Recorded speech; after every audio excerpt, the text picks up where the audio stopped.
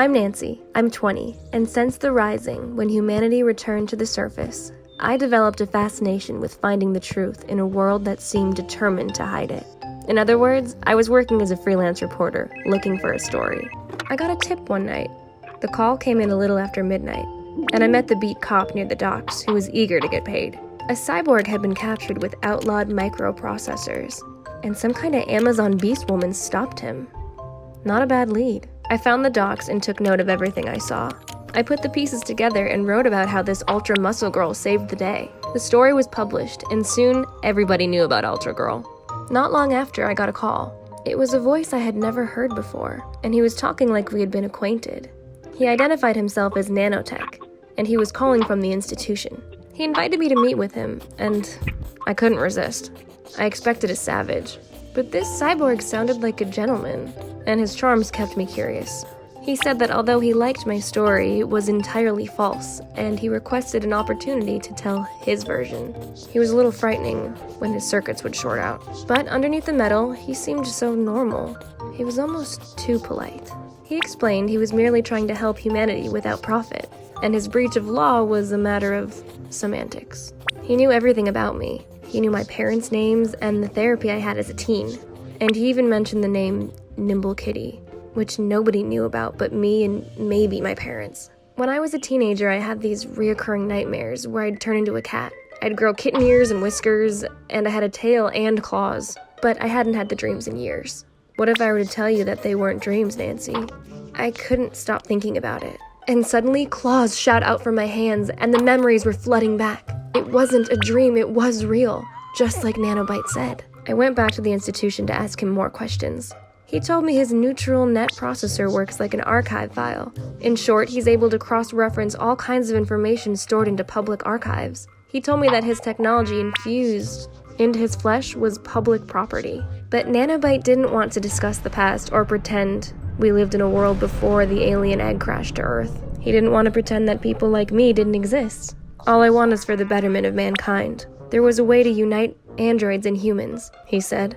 And his ideas were convincing. There were these new rules that needed to be established and new innovations to explore. Mankind could no longer limit itself to the natural world if evolution was to occur.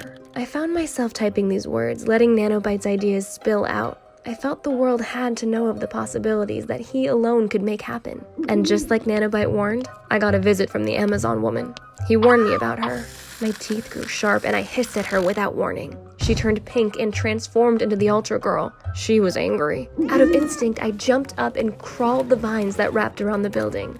I couldn't believe I had been duped. I proclaimed her a hero, but maybe my instincts had been wrong. It was Nanobite that was looking to elevate humanity. I went home and finished the article, and framed her as the villain this time.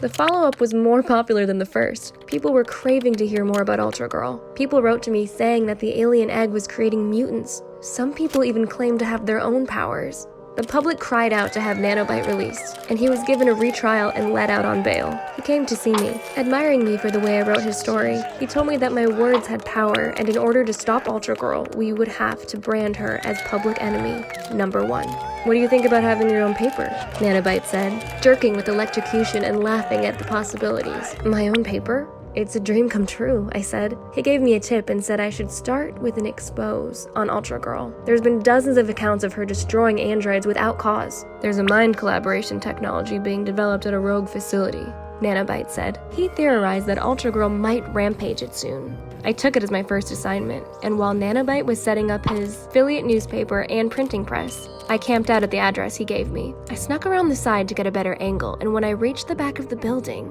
I saw her, standing on top of the building, her giant pink muscles bulging. She soared off the roof, smashing down onto the androids. She busted them up, and then she ran into the facility. I chased her, but she was gone. Still, I needed to know more about the technology. I found a holographic advertisement playing on loop. It was for virtual reality gaming that utilizes mental controls. The technology links brainwaves identified by location and frequency and matches them to predetermined actions. But when I shared this with Nanobite, he stared at me with that red eye that sent chills up my spine. Curiosity killed the cat, he said. Still, I had this itch to know more. So I trailed Ultra Girl.